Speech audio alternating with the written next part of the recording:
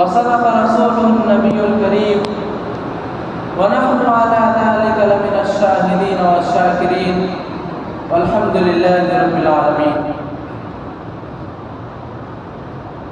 عزیزان گرامی، اللہ تبارک و تعالیٰ کا بڑا فضل و کرم اور احسان ہے کہ اس نے ہمیں اور آپ کو ایک ساتھ نماز جمعہ ادا کرنے کی توفیق عنایت فرمائی.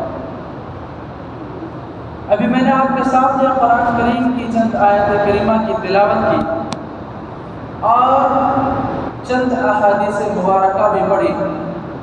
دعا کریں کہ اللہ مجھے قرآن و حدیث کی روشنی میں صحیح بات کہنے اور ہم سبوں کو اس پر عمل کرنے کی توفیق عنایت فرمائے. آمین. معزز سامعین، ابھی خطبے کے اندر میں نے آپ کے سامنے قرآن کریم کی جو سب سے پہلی آیت کی تلاوت کی، اس کا مفہوم اور مطلب یہ ہے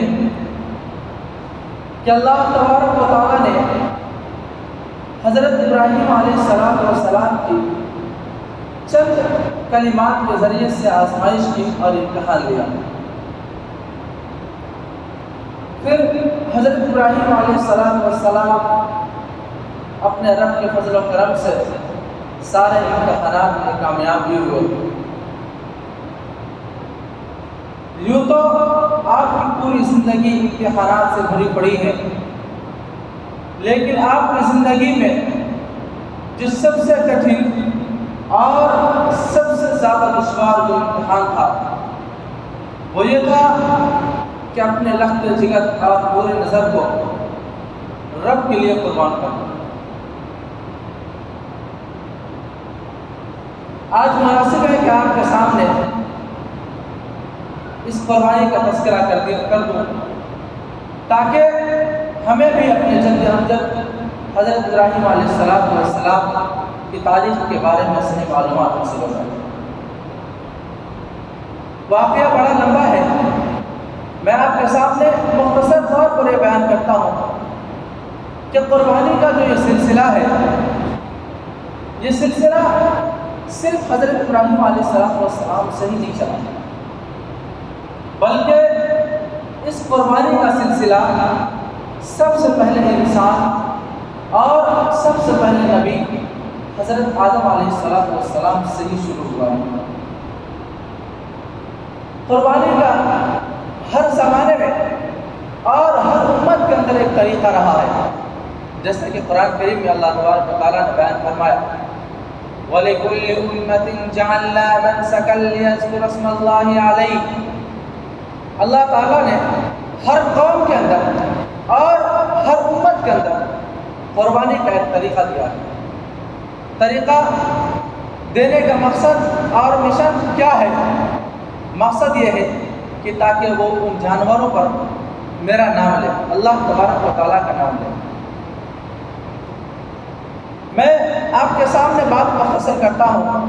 سب سے پہلی قربانی جو پیش کی گئی وہ حضرت آدم علیہ السلام کے دو بیٹے جو تھے حابیل اور قابیل، ان دونوں نے سب سے پہلے قربانی پیش کی. قربانی کا ہر زمانے میں الگ الگ طریقہ رہا ہے. قرآن کریم میں چھٹے پارے کے اندر اللہ تبارک و تعالیٰ نے بیان فرمایا اِذْ قَرَّبَا قُرْبَانًا فَتُقُبِّلَ مِنْ أَحَدِهِمَا وَلَمْ يُتَقَبَّلْ مِنَ الْآخَرِ. جب حابیل اور قابیل نے قربانی پیش کی تو اس زمانے میں قربانی کے قبول ہونے کا یہ طریقہ تھا کہ آسمان سے آگ آتی اور اس چیز کو جلا کر کے راکھ کر دیتی. جس جانور کو آگ جلا دے تو یہ سمجھا جاتا تھا کہ یہ قربانی قبول ہو گئی ہے، اور جس کو آگ چھوتی بھی تک نہیں تھی تو اس کے بارے میں یہ سمجھا جاتا تھا کہ یہ قربانی قبول نہیں ہوئی. چنانچہ حابیل اور قابیل دونوں نے قربانی پیش کی. حابیل نے جانور کی قربانی پیش کی اور قابیل نے جو غلے وغیرہ ہوتے ہیں، کھانے کی جو چیزیں ہوتی ہیں، اس کی قربانی پیش کی. چنانچہ آگ آئی اور حابیل کا جو جانور تھا اس کو جلا کر کے راکھ کر دیا، اور قابیل نے جس چیز کی قربانی پیش کی تو اس کو آگ چھوا تک نہیں. الغرض بتانا یہ مقصود ہے کہ قربانی کا یہ طریقہ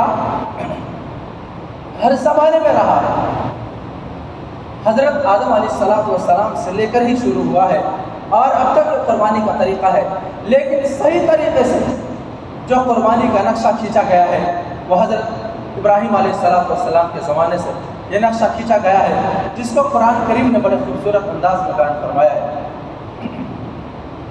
الغرض ہم جو قربانی کرتے ہیں اور رب کی بارگاہ میں جو قربانی پیش کرتے ہیں، میں آپ کو یہ بھی بتا دوں کہ پہلی امتوں میں اور پہلے قوموں میں جو قربانی پیش کی جاتی تھی تو وہ قربانی یوں ہی بیکار ہو جاتی تھی۔ رب کی بارگاہ میں قربان ہوتی تھی لیکن اس کا فائدہ انسانوں کو نہیں ہوتا تھا، لیکن یہ رب کا بہت بڑا احسان ہے اس امت پر کہ رب نے اس جانور کو اس امت کے لیے حلال بھی کر دیا، اس کے گوشت